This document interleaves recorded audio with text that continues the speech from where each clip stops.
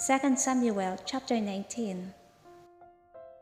And Joab was told, Behold, the king is weeping and mourning for Absalom.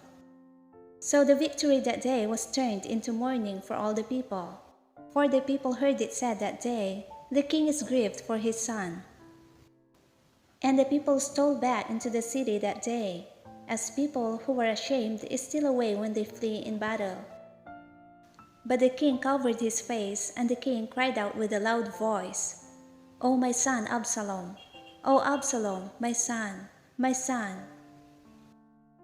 Then Joab came into the house to the king and said, Today you have disgraced all your servants who today have saved your life, the lives of your sons and daughters, the lives of your wives and the lives of your concubines, in that you love your enemies and hate your friends. For you have declared today that you regard neither princes nor servants. For today I perceive that if Absalom had lived and all of us had died today, then it would have pleased you well. Now therefore, arise, go out and speak comfort to your servants. For I swear by the Lord, if you do not go out, not one will stay with you this night. And that will be worse for you than all the evil that has befallen you from your youth until now. Then the king arose and sat in the gate, and they told all the people, saying, There is the king sitting in the gate. So all the people came before the king, for every one of Israel had fled to his tent. David returns to Jerusalem. Now all the people were in a dispute throughout all the tribes of Israel, saying, The king saved us from the hand of our enemies. He delivered us from the hand of the Philistines. And now he has fled from the land because of Absalom. But Absalom, whom we anointed over us, has died in battle. Now therefore, why do you say nothing about bringing back the king? So King David sent to Zadok and Abiathar the priests, saying, Speak to the elders of Judah, saying, Why are you the last to bring the king back to his house, since the words of all Israel have come to the king, to his very house?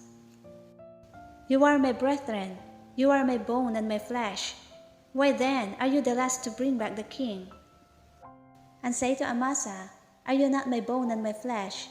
God do so to me and more also, if you are not commander of the army before me continually, in place of Joab.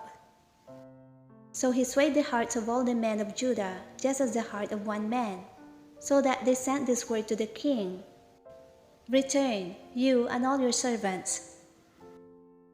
Then the king returned and came to the Jordan, and Judah came to Gilgal to go to meet the king, to escort the king across the Jordan.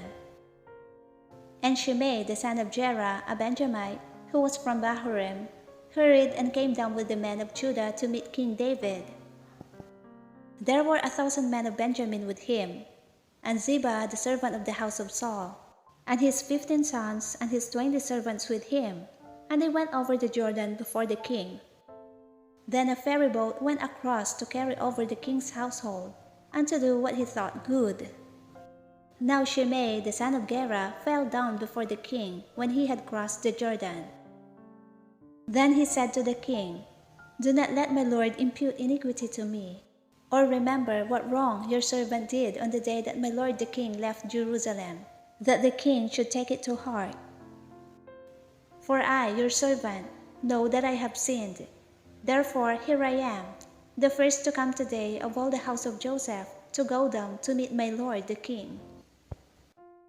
But Abishai the son of Zeruiah answered and said, Shall not Shimei be put to death for this, because he cursed the Lord's anointed? And David said, What have I to do with you, you sons of Zeruiah, that you should be adversaries to me today? Shall any man be put to death today in Israel? For do I not know that today I am king over Israel? Therefore the king said to Shimei, You shall not die. And the king swore to him. David and Mephibosheth meet. Now Mephibosheth the son of Saul came down to meet the king, and he had not cared for his feet, nor trimmed his mustache, nor washed his clothes, from the day the king departed until the day he returned in peace. So it was, when he had come to Jerusalem to meet the king, that the king said to him, Why did you not go with me, Mephibosheth?" And he answered, "My lord, O king, my servant deceived me. For your servant said, 'I will saddle a donkey for myself, that I may ride on it and go to the king, because your servant is lame.' And he has slandered your servant to my lord the king. But my lord the king is like the angel of God. Therefore do what is good in your eyes. For all my father's house were but dead men before my lord the king. Yet you set your servant among those who eat at your own table. Therefore, what right have I still to cry out any more to the king?" So the king said to him, "Why do you speak any more of your matters? I have said, 'You and Ziba divide the land.'" Then Mephibosheth said to the king, "Rather, let him take it all, inasmuch as my lord the king has come back in peace to his own house." David's kindness to Barzillai. And Barzillai the Gileadite came down from Jerusalem and went across the Jordan with the king, to escort him across the Jordan. Now Barzillai was a very aged man, 80 years old, and he had provided the king with supplies while he stayed at Mahanaim, for he was a very rich man. And the king said to Barzillai, "Come across with me, and I will provide for you while you are with me in Jerusalem."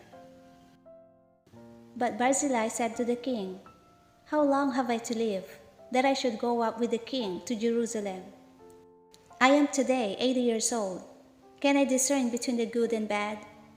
Can your servant taste what I eat or what I drink? Can I hear any longer the voice of singing men and singing women? Why then should your servant be a further burden to my lord the king? Your servant will go a little way across the Jordan with the king, and why should the king repay me with such a reward? Please let your servant turn back again, that I may die in my own city, near the grave of my father and mother.